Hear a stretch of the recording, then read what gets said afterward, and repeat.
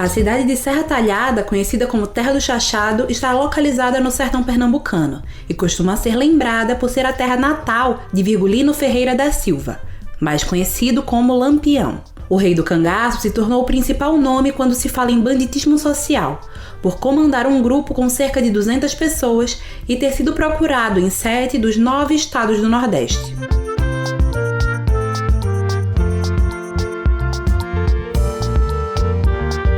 Para preservar a memória do cangaço, moradores da cidade de Serra Talhada criaram um museu nos anos de 1990 que hoje abriga o maior acervo sobre a memória do cangaço no Brasil. O espaço conta com mais de 2.300 peças, entre fotografias, armas, moedas e documentos, como bilhetes escritos pelo próprio Lampião. O que começou como um grupo de chachado se tornou a Fundação Cabras de Lampião, uma iniciativa de fortalecimento da cultura e da identidade do povo de Serra Talhada através do museu, da pesquisa e da dança. Lampião é uma figura muito contraditória e aí muitas vezes as pessoas ficavam com vergonha de dizer que era de Serra Talhada, da terra de Lampião.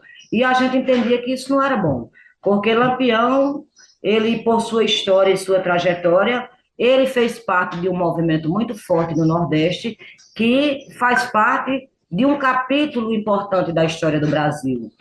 Então, por que nós, serratalhadenses, nós conterrâneos de Lampião, teríamos vergonha disso? A gente era que se empoderar dessa história e a gente preservar essa memória e difundir da forma mais correta possível. Apesar do cangaço carregar um estigma do banditismo e da violência, o museu reforça um lado pouco mostrado, o da cultura que pulsava forte entre os cangaceiros, como é o caso do chachado, que teria sido criado por integrantes do bando de Lampião.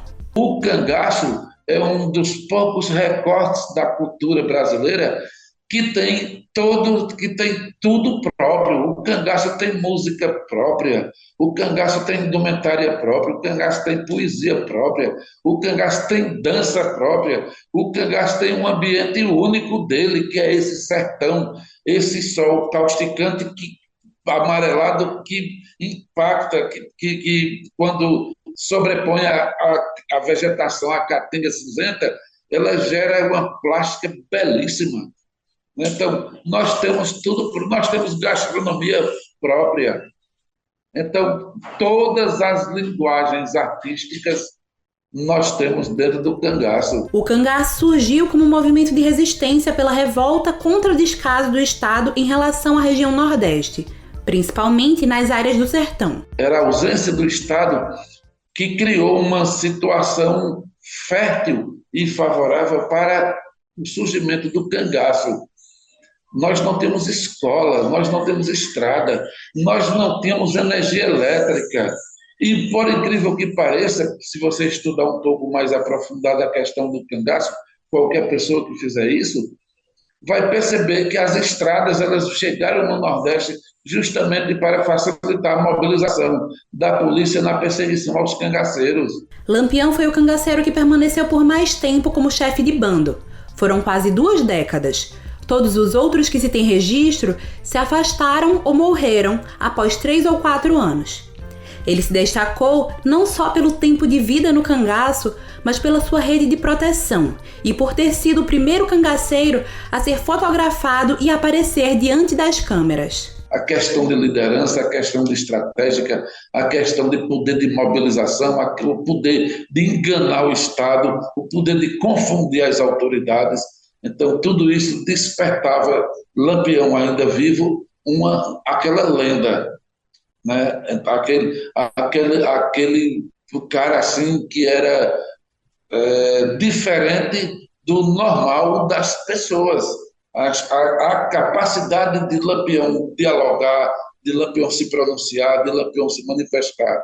Então, isso já provocava um encanto nas pessoas. É por esses motivos que o Museu do Cangaço tem uma grande preocupação em preservar o que foi deixado pelos cangaceiros. Um legado que é parte importante da história e da cultura nordestina. Tem todo um legado cultural que é muito bonito e é muito rico, para a gente simplesmente restringir essas coisas no movimento de banditismo. A gente viu esse outro lado.